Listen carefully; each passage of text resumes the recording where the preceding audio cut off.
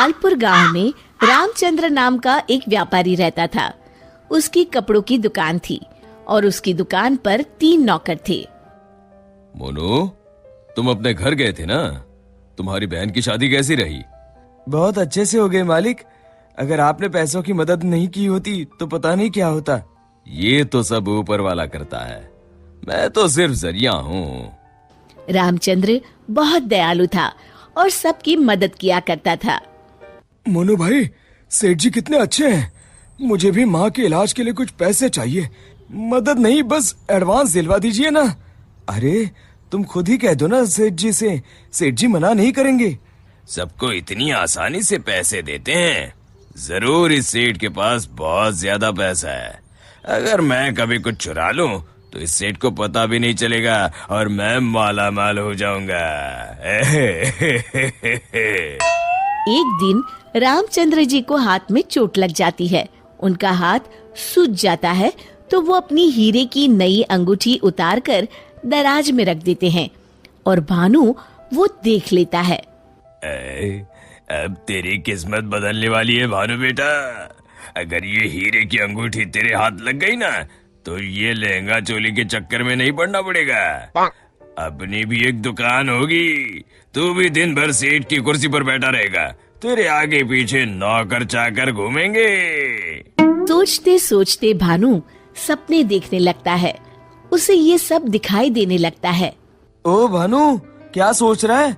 चल खाना खाने चलते हैं, सेठ जी भी आराम कर रहे हैं। तुम लोग जाओ यार, मेरा मन नहीं है। क्यों? तेरी तबीयत तो ठीक है ना?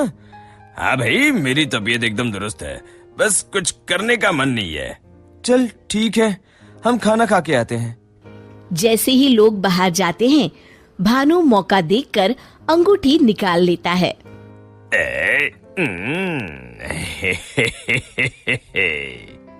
शाम के समय। आज का हिसाब खत्म करो बच्चों, अब दुकान बंद करने का समय हो गया है। जब वे दराज खोलते हैं, अरे ये क्या, मेरी अंगूठी कहाँ गई? मोनू, भानु, भोला, तुम लोगों ने मेरी हीरे की अंगूठी कहीं देखी है क्या? कौन सी अंगूठी मालिक? क्या हुआ मालिक? अब कुछ नहीं, अब कल सुबह मिलते हैं। रामचंद्र रात भर सोचते रहते हैं। अगली सुबह। आज दुकान को दुल्हन की तरह सजाओ, हर आने जाने वाले का मुंह मीठा करवाओ, आज बड़ी खुशी का दिन है। ऐसी क्या बात है सेठ जी? दरअसल कई सालों पहले एक दिन मुझे एक हीरे की अंगूठी मिली। मैं उसे उठा के घर ले आया।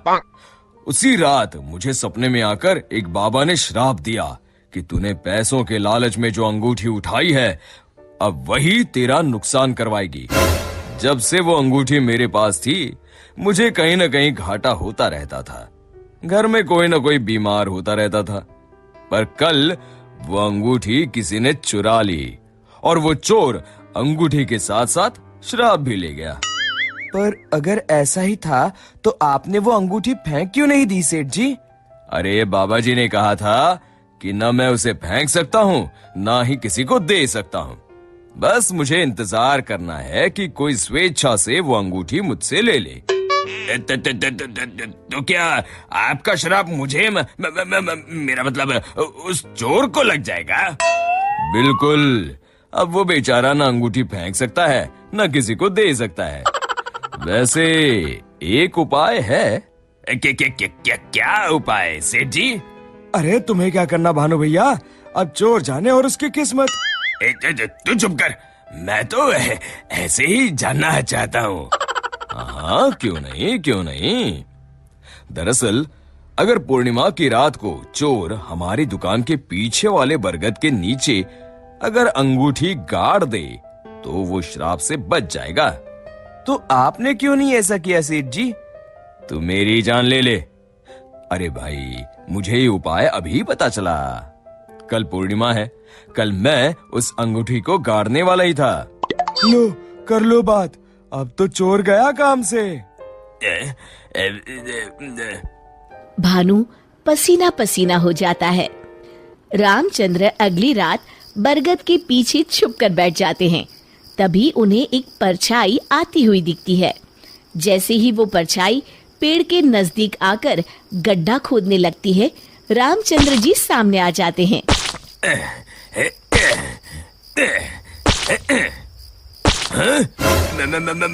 मर गए रे। मुझे माफ कर दीजिए सेठ जी। क्यों, क्या सोचने लगा भानु? माफ कीजिए, मैं हाथ जोड़ता हूँ, आपके पैर पकड़ता हूँ, मुझे माफ कर दीजिए। मुझे इस शराब से मुक्ति चाहिए। ये क्या अगड़म बगड़म बोल रहा है? शराब से मुक्ति चाहिए तो प्रायश्चित कर और कसम खा, आज के बाद कभी चोरी नहीं करूंगा।